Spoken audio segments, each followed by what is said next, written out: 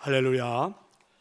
이태리 밀라노에 가보면 대성당이 있는데 문이 세 개가 있다고 그럽니다. 첫째 문은 아치로 되어 있는데 그 안에는 이런 글귀가 새겨져 있습니다. 모든 즐거움은 잠깐이다 라는 글입니다.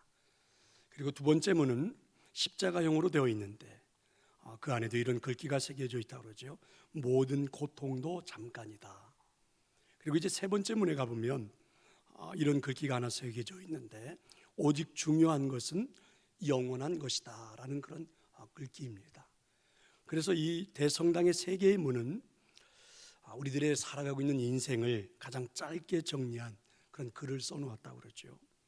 그래서 이 내용을 함축해 보면 우리가 살아가는 인생은 즐거움도 잠깐이고 그리고 고통도 잠깐인데 중요한 것은 영원한 것이 있다는 것입니다.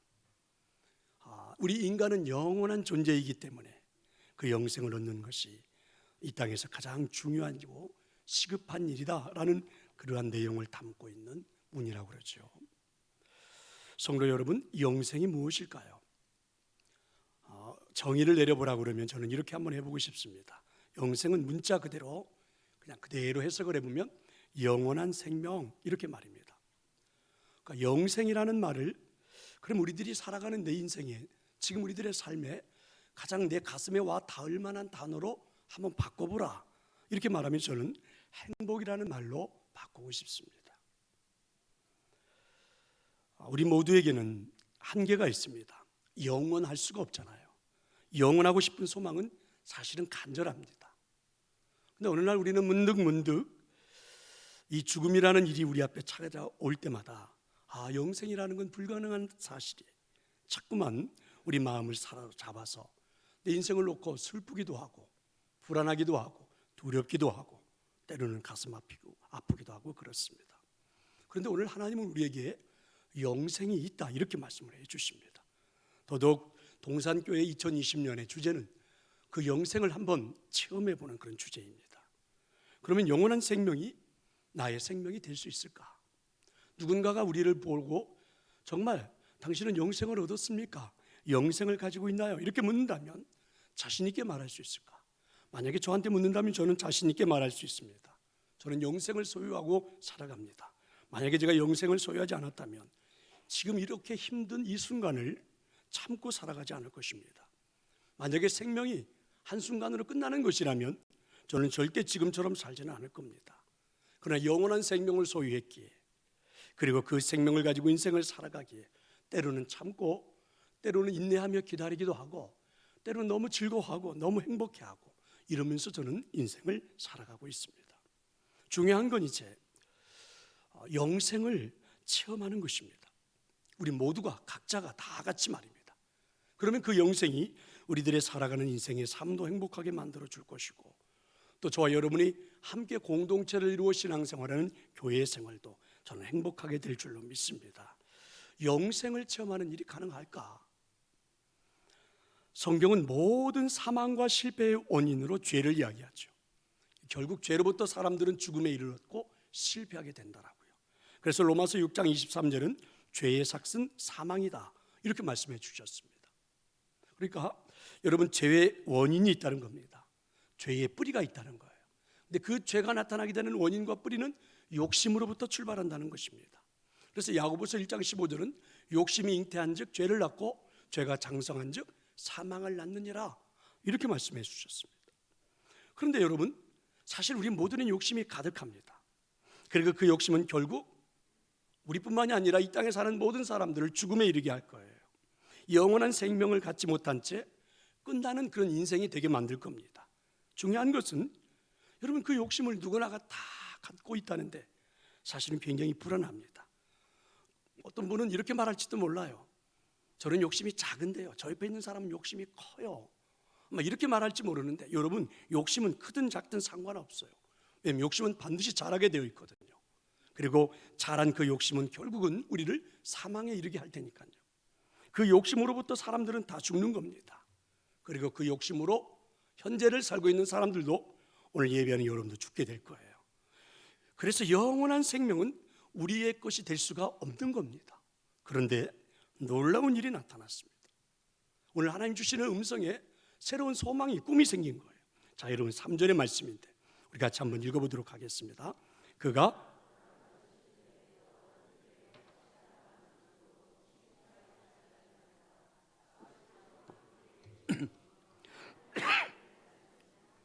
할렐루야, 고난을 받으신 후에 십자가에 죽으셨다는 표현이에요.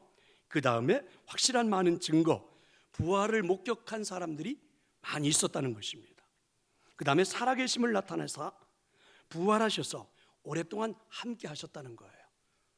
그러니까 십자가에서 돌아가시는 것을 보았던 제자들, 그리고 무덤에다가 안치했던 제자들, 그런데 그분이 지금 살아나셔서 우리와 함께 지금 40일 동안 이 땅에서 살고 있다는 거예요. 여러분, 내 눈으로 직접 보았어요. 예수님이 십자가에서 처참하게 돌아가시는 걸. 그리고 우리들의 손으로 그분의 시체를 가져다가 잘 안치해서 장례를 치러 드렸어요. 그런데 그분이 그 무덤 문을 박차고 살아나셔가지고 우리한테 온 겁니다. 그리고 지금 우리와 함께 40일을 살고 있는 거예요. 그런데 누가복음에 보면 부활하신 예수님의 모습을 이렇게 말을 하죠. 사람들이 손으로 옷을 빨면 그렇게 아름답게 빨 수 있을까? 옷을 만들어 입으면 그런 아름다운 옷을 지을 수 있을까? 부활하신 예수님의 모습이 그랬습니다. 제자들은 처음에는 몰라볼 정도였어요. 너무 아름답고 정말 멋지고 정말 행복해 보였거든요. 그러니까 여러분, 지금 부활하신 예수 그리스도가, 그 영생의 생명을 가지고 있는 예수 그리스도가, 그 아름다운 천국에 서나 살 법한 그 모습을 가지고 있는 그분이 제자들과 함께 40일 동안 함께 먹고 함께 마시며 생활을 한 겁니다. 그러면 제자들은 40일 동안 영생하신 분을 직접 눈으로 보았고, 그리고 천국에서나 있을 법한 삶을 그분을 통해서 한번 누려보았고 함께 했던 것입니다. 그리고 예수님이 더 중요한 건 이렇게 말씀하시는 겁니다. 내가 지금 소유하고 있는 이 영원한 생명, 그 영원한 생명을 너희들도 소유할 수 있다. 그리고 이 땅에 나를 믿는 자는 누구나가 다 이 영생을 소유할 수 있다. 믿으시기를 축원합니다. 이처럼 우리는 오늘 하나님 주셨던 말씀처럼 영원한 생명을 소유할 수가 있는 것입니다. 불가능한 일이 아니죠. 그 영원한 생명을 소유하면, 그래서 인생은 정말 행복합니다. 영생을 확신하면 내 삶에는요, 생기가 넘쳐나고 하루하루 살아가는 삶에 활력소가 나타나고 큰 꿈을 꾸게 되고 소망을 품게 되고 그렇게 살아가는 것입니다. 그게 영생이었어요. 그럼 더 중요한 것은 그 영원한 생명을 하나님이 오늘 우리에게 말씀하셨잖아요. 우리도 소유하고 있다고. 그럼 나도 소유하고 있다는 것을 한번 체험해 보는 것입니다. 그럼 어떻게 체험할 수 있을까? 예를 들어 보겠습니다. 2020년 새해가 되었고, 또 우리가 어김없이 매년 새해가 되면 갖게 되는 게 있죠. 꿈, 소망, 비전을 가지고 한 해를 시작합니다. 우리 교회 1월의 주제는 비전을 축제처럼, 소망을, 꿈을 정말 우리 가슴에 축제처럼 품고 이 한 해를 출발해보자 하는 것이 1월의 우리 교회의 주제입니다. 그러면 여러분, 사도행전 2장 17절의 말씀을, 이 말씀과 함께 보면 이렇게 말해요. 말세에 내가 내 영을 모든 육체에 부어주리니 너희의 자녀들은 예언할 것이요 너희의 젊은이들은 환상을 보고 너희의 늙은이들은 꿈을 꾸리라. 여러분, 저는 여기에 환상이라는 말과 꿈이라는 말이 참 좋습니다. 더 좋은 건 늙어도 꿈을 꾼다는 말이 더 좋습니다. 아멘 안 하십니까? 환상이라는 말과 꿈이라는 말을, 그런데 곰곰이 한번 생각해 보면 어떻게 보면 일종의 이것도 욕심이 아닐까, 이런 생각도 해볼 수 있습니다. 꿈과 욕심은 여러분 겉모양이 똑같아요. 닮아버렸습니다. 예를 들면 여러분, 내가 서울대학을 가야 되겠다, 이렇게 여러분 꿈을 꾸었어요. 근데 여러분 언뜻 보면 우리가 옆에서 보니까 저 진짜 욕심을 부려도 너무 부린다, 말도 안 되네, 저 부모들이, 저 자녀들이 좀, 이러면서 우리들 옆에서 말을 하잖아요. 그래서 언뜻 보면 꿈과 욕심은 별로 차이가 없어 보입니다. 달라 보이지가 않습니다. 그런데 여러분, 내용이, 속이 다르죠. 꿈과 욕심의 차이를 어떻게 다르다고 말할 수 있습니까?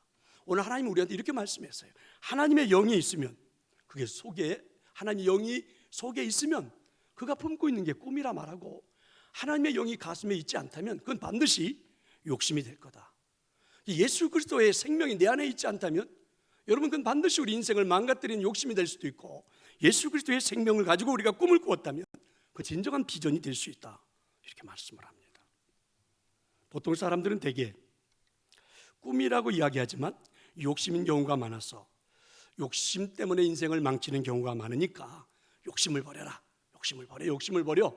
그래서 사람들이 그 말에 감동을 받아가지고 욕심을 버리는 거예요, 자기 그 욕심을. 그런데 욕심을 버릴 때 여러분, 함께 꿈도 버리는 경우가 굉장히 많습니다. 그래서 이제 자신이 여러분 꿈을 버리고 나면 남에게 피해를 주지는 않아요. 그런데 자신의 삶은 시리와 좌절과 절망과 그렇게 인생을 살아가는 거예요. 저는 여러분, 욕심의 사람이 되는 것도 굉장히 겁신합니다. 그런데 더더욱 겁신하는 것은 아무런 꿈도 없이 환상도 없이 무기력한 사람이 되어가는 건 더 겁신합니다. 여러분은 어떤 사람이십니까? 그러니까 욕심을 버리고 꿈과 환상을 지니는 것은 무엇으로 가능할까? 그게 오늘 성경이 우리에게 말한 거예요. 그게 바로 성령 충만, 믿으시기를 축원합니다. 그래서 예수님은 제자들에게 예루살렘을 떠나지 말고 기다려라, 성령의 역사가, 충만함이 나타날 때까지, 이렇게 말씀하셨습니다. 인생이 어떻게 하면 행복해질 수 있을까요? 라고 예수님을 찾아와서 질문하고 있는 니고데모에게 예수님은 이렇게 말씀하셨습니다. 사람이 물과 성령으로 거듭나지 아니하면 하나님의 나라 행복을 볼 수가 없다. 이게 이제 오늘 우리가 보았던 하나님의 음성입니다. 굉장히 조금은 난해하기도 하고 어렵기도 하고 또 눈으로 보이지 않는 일들을 말하다 보니까 잘 믿어지지도 않고 이러는데, 한 번 더 여러분 깊이 한번 들여다보십시다. 십자가에서 죽으신 예수님이 살아나셨습니다. 정말 영원한 생명을 소유한 그분이 내 앞에서 지금 나와 함께 40일 동안 제자들과 함께 살았어요. 생각해보면 얼마나 신기했을까. 여러분, 죽은 사람이 살아나가지고, 귀신이 아니란 말입니다.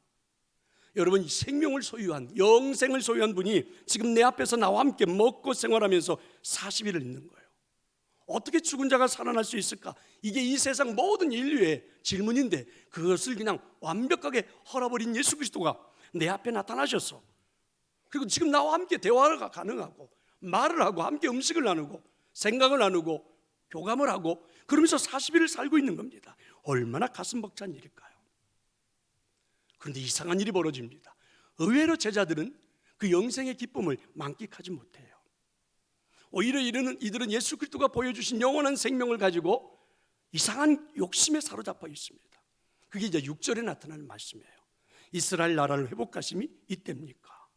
자신들이 욕심을 품었던, 자신들이 욕망을 가졌던 그 욕심 앞에 예수님이 보여주신 영생의 생명을 그대로 사용하고 싶어 하는 것입니다. 여러분, 자신들이 가지고 있는 욕심은 결국은 사망에 이르게 할 텐데 제자들은 아직도 모르는 거예요. 그래서 예수님은 제자들에게 명령하셨습니다. 4절에 이렇게 말씀하시죠.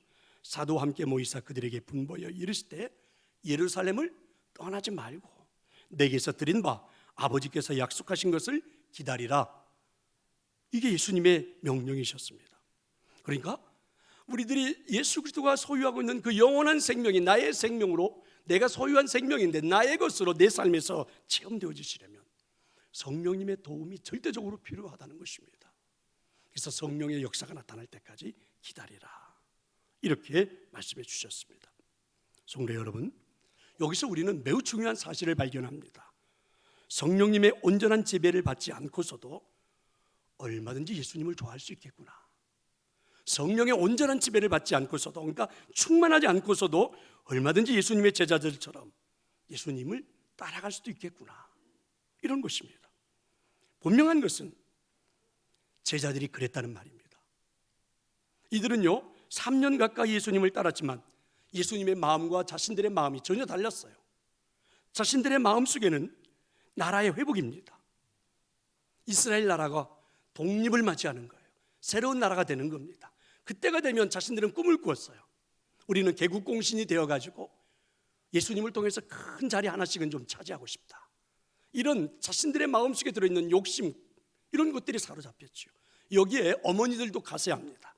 그래서 야고보 요한의 어머니가 찾아와가지고 예수님, 그 나라가 되면 내 아들 하나는 우편에다가 내 아들 하나는 좌편에다가 앉게 해주세요 하고, 이들은 역시 예수님을 3년 가까이 따라다니면서 자신들의 마음, 자신들의 생각이 예수님의 마음과 예수님의 생각과 전혀 달랐던 것입니다. 예수님이 이제 승천하시려고 하늘로 올라가시려고 하니까 제자들이 깜짝 놀랐습니다. 부활하신 예수 그리스도의 영생의 생명을 가지고 그들 앞에 40일 가까이 하면서 이제는 마지막 순간인데 떠나라고 하는 예수님을 보고 놀라면서 이들은 말하죠. 언제 이 나라를 해방시켜 주실 겁니까? 언제입니까? 이렇게 제자들이 예수님에게 묻는 것입니다. 이때 제자들에게 예수님은 아주 맥을 짚는 듯한 기가 막힌 말씀을 주셨습니다. 그게 바로 7절과 8절입니다. 자, 이제 우리 한번 그 하나님의 음성을 같이 한번 읽으면서 들어보시기를 바랍니다. 때와 시기는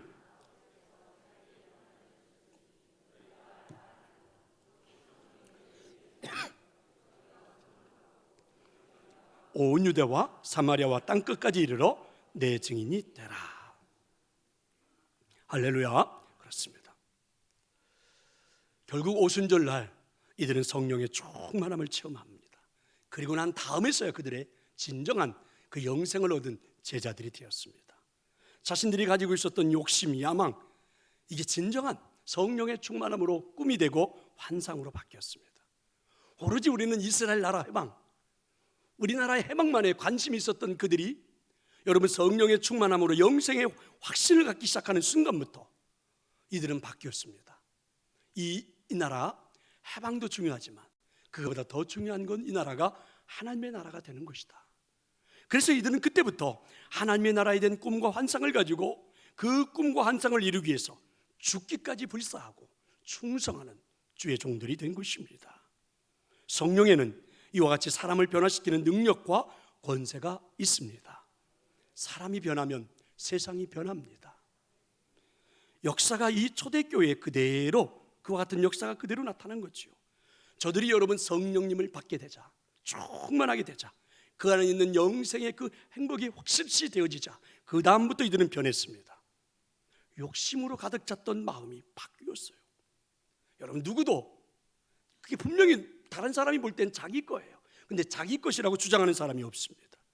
네 것 내 것 할 것 없이 옆에 있는 사람이 필요하다면 얼마든지 나누어 주는 것입니다. 여러분 사람이 변하니까 사람이 그렇게 좋을 수가 없어요. 그래서 이들은요 매일매일 모였습니다. 그리고 하나님 앞에 예배하고 그리고 끝나고 집으로 돌아가는 게 아닙니다. 다시 3, 4, 5 무리를 지어서 어느 한 가정으로 돌아가 함께 행복하게 음식을 나누면서 그 시간에 또 기도하고 찬양하며 이렇게 모였습니다. 정말 놀라운 일들이 그들 앞에 나타난 것입니다. 성도 여러분, 이와 같은 영생을 체험하고 싶지 않으세요? 이와 같은 영생의 삶을 나의 삶에서 누려보고 싶지 않으십니까? 교회에서 누려야 할 가장 중요한 행복은 그래서 이 영생의 체험입니다. 믿으시기를 축원합니다. 나의 생명이 영원한 생명이 되었다는 사실, 나의 생명이 영원한 생명이 되었다는 그 사실, 그리고 그 생명이 오늘 나의 성령의 충만함으로 내 생각이 되고 내 입으로 표현되어지고 행동으로 나타나도록 내 삶의 변화를 만들었다는 사실 믿으시기를 축원합니다. 그래서 그 영생의 행복을 현재의 내 삶에서도 누리며 살아가자. 그게 이제 제자들이 누렸던 일들이고 그게 오늘 하나님이 교회에 원하시는 일이고 그게 저와 여러분에게 하나님 주신 음성인 줄로 믿습니다. 그럼 이제 성령의 충만함, 영생의 역사, 영혼의 역사 이런 일들을 할 때에 여러분 성령님은 눈에 보이지는 않잖아요. 우리 육신과 같은 그런 몸이 아니라 영혼이기 때문에 눈에 보이지 않습니다. 그렇다고 여러분 성령님을 거부할 수는 없잖아요. 우리가 무시할 수는 없잖아요. 부인할 수는 없잖아요. 그래서 여러분 그 성령의 역사를 우리는 어떻게 해요? 현상으로 누릴 수 있습니다. 제자들이 그랬고 2000년 동안 많은 교회들이 그랬고 신앙의 사람들이 그랬습니다. 그럼 여러분 우리가 영생을 소유한 사람들인데 성령님께서 우리에게 역사해 주셔서 그 영생의 행복을 체험을 누리며 살아가도록 만들어 주셨다면 내 삶에 그런 현상이 나타나겠죠. 어떤 현상들이 나타날까요? 그래서 저는 이런 기쁨을 맛보게 될 거라고 확신합니다. 첫 번째는 이 영생의 체험을 통해서 삶을 보면 고난도 유익이 됩니다. 믿으시기를 축원합니다. 내 안에 있는 영생의 생명, 성령의 충만함으로 체험되어져 있다면 내가 살아가고 있는 인생의 삶이 내 삶이 새롭게 보이기 시작하는 거예요. 설령 그게 고난이라 할지라도 유익으로 삼을 수 있습니다. 예수님은 말씀하셨습니다. 누구든지 나를 따라오려거든 자기 십자가를 지고 따라와야 한다. 여러분, 십자가를 진다는 말씀이 무엇을 의미합니까? 우리는 일반적으로 십자가라 그러면 희생을 생각하지요. 고생하는 것만으로만 받아들여집니다. 그런데 여러분, 십자가는 단순한 희생, 단순한 고생 이상의 의미를 갖습니다. 십자가는 본질 자체가 하나님의 뜻입니다. 여러분 보세요. 예수님께서 십자가로 가신 이유가, 예수님께서 십자가를 지신 이유가, 예수님께서 십자가에 돌아가신 이유가 무엇입니까? 하나님의 계획 때문에 그렇습니다. 인류를 구원코자 하시는 하나님의 그 섭리, 그 계획 때문에 그랬어요. 마찬가지로 우리 각자에게 향한 하나님의 계획이 존재하는 것입니다. 믿으시기를 축원합니다. 나를 향한 나의 계획이 아니라 나를 향한 하나님의 계획이 우리 각자에게는 다 존재하는 것입니다. 이 각자에게 하나님이 주신 하나님의 계획을 우리는 십자가라고 하는 것입니다. 그러면 여러분, 이 십자가는 당연히 내가 받아들이고 당연히 지고 가는 것이겠죠. 그럼 여러분, 영생의 체험을 통해서 이제 여러분 성령님이 동행하는 나의 삶 속에서 여러분 내가 누리고 있는 그 행복은요, 고난 자체라도 봐요. 예수 그리스도가 십자가를 통하여 모든 인류를 구원하시듯이 고난 자체는 절대로 우리를 시리에 빠뜨리고 좌절하게 하고 절망하게 하고 넘어뜨리고 이런 게 아니라 우리에게 유익이 될 줄로 믿습니다. 저는 올 한 해 그런 역사가, 그런 은혜가 여러분의 삶에서 체험되어지기를 축원합니다. 또 한 가지는요, 영생의 체험을 통해서 하나님의 나라의 일도 알아가게 되는 겁니다. 오늘 하나님 주셨던 이 말씀대로 그대로 본다면 더 높고 거룩하신 예수님의 꿈을 갖고 싶다면, 하나님 나라의 꿈을 갖고 싶다면 여러분 어떻게 해야 돼요? 자신의 좋은 꿈도 포기할 수 있어야 합니다. 예수님의 몇몇 제자들에게는요, 포기할 수 없는 자신들의 꿈이 있었습니다. 이스라엘 민족의 해방, 독립이었어요. 그래서 예수님의 그 제자들 중에는 열심당원이라고 그러죠. 셀롯당원이라고도 해요. 이 사람들은 우리나라 과거 일제 식민지 시대에 독립군 투사였던 그런 사람들과 비슷한 사람들입니다. 그래서 이들은 오로지 이 나라의 해방, 예수님을 따라왔던 이유도 예수님을 통해서 이 나라의 해방을 맞이할 수 있지 않을까, 이게 이제 이들의 꿈이었습니다. 그런데 오늘날 예수님이 십자가를 지고 돌아가시는 겁니다. 이들은 한순간에 모든 꿈이 무너졌다고 생각한 거예요. 그런데 예수님이 다시 부활하셨어요. 그래서 이들의 꿈도 다시 부활한 겁니다. 그리고 이들은 이제 생각했어요. 드디어 때가 됐구나. 죽여도 살려내는 하나님의 그 역사, 그리고 예수 그리스도의 생명이라면 가능하겠다. 그래가지고 예수님 앞에 이들은 와서 물었습니다. 언제쯤 이스라엘 나라를 회복시킬 것입니까? 그게 6절이었어요. 예수님의 대답은 한마디로 이렇게 말씀하셨습니다. 이 나라의 해방은, 민족의 회복은 하나님의 주권의 손에 맡기고, 하나님의 주권의 손에 맡기고 너희들이 추구해야 할 더 높고 거룩한 하나님 나라의 꿈을 소유하라. 믿으시기를 축원합니다. 그랬습니다.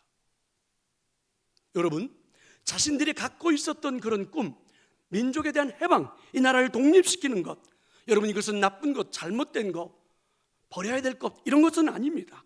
그런데 여러분, 우선순위가 바뀐 거죠. 여러분들이 하루하루, 그리고 여러분 1년 이렇게 살아가는 인생에 품고 있는 꿈들은 잘못된 게 아니죠. 여러분, 그것은 우선순위가 잘못되어졌다는 것입니다. 그래서 영생의 체험을 통해서 하나님의 나라 일을 알기 시작한 겁니다. 제자들이 말입니다. 그리고 그들은 기꺼이 이 나라가, 하나님의 나라가 이루어지는 일에, 나라의 독립이 아니라 하나님의 나라가 이루어지는 것에 더 큰 가치를 부여하고 삶을 살아간 것입니다.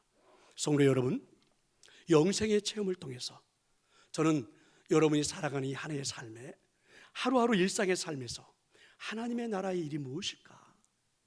어떤 일들일까? 이런 것들을 좀 진지하게 알아보고 체험해보고, 그리고 여러분 구별되어지고 우선순위가 만들어지는 그런 한 해가 될 수 있기를 간절히 축원합니다. 세 번째는요, 영생의 체험을 통해서 신앙생활을 하다 보면 확실한 믿음도 갖게 됩니다. 나를 향한, 우리를 향한 하나님의 계획이 분명해졌다면 이제부터 우리가 할 일이 무엇입니까? 딱 한 가지입니다. 순종하는 일입니다. 믿으시기를 축원합니다. 그것도 날마다. 여러분, 초대교회 그 120명의 성도들은 인류 전체를 놓고 본다면 한 점에 불과합니다. 몇몇 사람들이 도대체 이 세상을 향하여 뭘 할 수 있을까? 아무것도 할 수 없을 것 같아요. 그런데 여러분, 그들은 단순하게 이 하나님의 은혜를 받고 영생의 충만함을 체험하고 난 다음 그들이 나타났던 현상은 순종이었습니다. 성령님이 인도하심을 따라서 그대로 했습니다. 마가의 다락방에 모였지요. 기도했습니다. 우여곡절은 있었지만 예루살렘에서부터 시작해서 유대로, 사마리아로, 로마로 땅끝까지 복음에 증인된 삶을 살았습니다. 그리고 여러분, 이 역사를 통하여 놀라운 역사가 이 세상에 지금 오늘 우리에게까지도 펼쳐진 것입니다. 분명한 믿음이죠. 순종하는 믿음 딱 하나였습니다. 성도 여러분, 신앙생활에 정말 행복과 기쁨과 즐거움을 누릴 수 있도록 하나님 우리에게 분명히 내 안에 있는 영생이 성령님의 도우심으로 체험되어지게 할 줄로 저는 믿습니다. 그렇다면 여러분, 그 모든 삶이 내 것이 될 수 있도록 확실한 믿음을 한번 가져보십시오. 하나님의 말씀에 자꾸만 여러분 회의감을 가지고 의심하고 왔다 갔다가 아니라 온전하게 한번 순종해보고 따라가보는 올 한 해가 될 수 있기를 축원합니다. 1800년대 중반입니다. 자신의 욕망보다도 주님의 인도를 따라가기로 결정했던 한 사람의 이야기를 해드리려고 합니다. 이 사람은 스위스 출신의 크리스찬입니다. 실업가고 명망 있는 은행가였습니다. 크리스찬이긴 하지만 아직도 이 사람의 마음속에는 세상에 대한 재물에 대한 욕심이 가득했어요. 그래서 정말 이 세상의 최고의 부자가 되고 싶은 그런 욕망이 가득 차 있었습니다. 근데 그때 이 사람이 가만히 생각을 해보니까 자신은 그런 꿈을 가지고 있고 그리고 큰 권력, 함께하면 좋겠다라고 권력을 가지고 있는 사람이 있었는데 그 당시 이제 나폴레옹이라는 대제였습니다. 그래서 이 사람은 나폴레옹을 찾아갑니다. 협상을 통해 가지고 불란서와 스위스의 경제 협력을 이끌어내서 나폴레옹에게는 큰 권력을 주어주고 자신은 그것을 통해서 큰 부자가 되보겠다는 꿈이었습니다. 프랑스 파리로 갔는데 나폴레옹이 방금 전쟁터로 떠났다는 겁니다. 그래서 다시 전쟁터까지 찾아간 거예요. 마침내 전쟁터에 가보았더니 그 전쟁터에서는 불란서와 오스트리아군이 치열한 전투가 벌어지고 있었습니다. 그 전투를 보면서 너무 충격을 받았습니다. 그 전투에 너무 많은 사람들이 죽고 그리고 많은 사람들이 부상을 당하고 전쟁이 끝났는데 결국 나폴레옹도 그 전쟁터를 떠나고 났는데 보니까 완전히 지옥의 참상입니다. 여기저기 울부짖는 소리, 피 끓는 소리, 여기저기서 죽은 시체. 그런데 그 싸움이 끝나고 난 다음에 그 동네에 살고 있는 사람들이 글쎄 적군하고는 할 것 없이 찾아와가지고 부상당한 사람, 죽은 사람들을 다 일일이 수거해서 묻어주기도 하고 치료해주기도 하는 겁니다.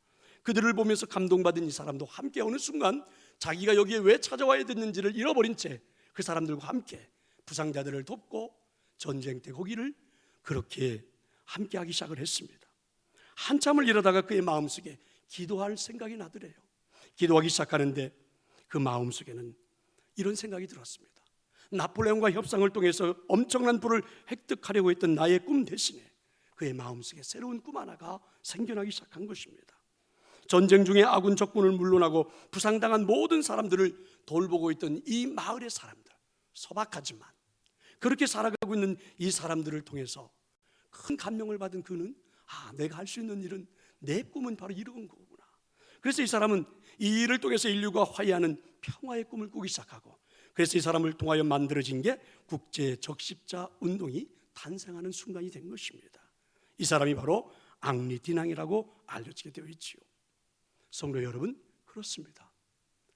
굉장히 단순합니다. 어렵고 복잡한 거 아닙니다.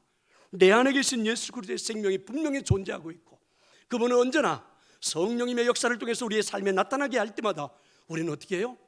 그분의 소리에 귀 기울여 볼 줄 아는, 그리고 순종해 볼 줄 아는, 따라가 볼 줄 아는 그런 여러분이 될 수 있기를 저는 축원합니다. 성도 여러분, 영원한 생명을 소유했습니다.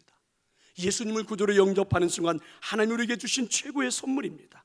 그 영원한 생명이 삶에서 확실하게 나타나도록 하나님은 체험도 하게 하십니다.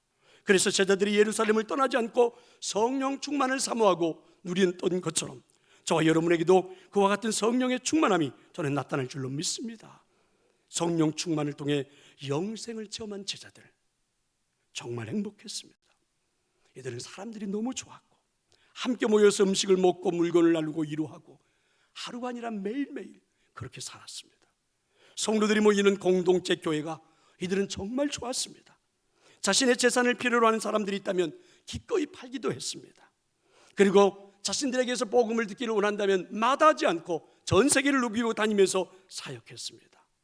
그리고 그들은 그렇게 누리고 행복했던 영생의 그 기쁨인 그 복음을 사람들에게 선물해 주기 시작했고, 그 복음의 선물은 오늘 이 시간 저와 여러분에게까지도 오게 된 것입니다.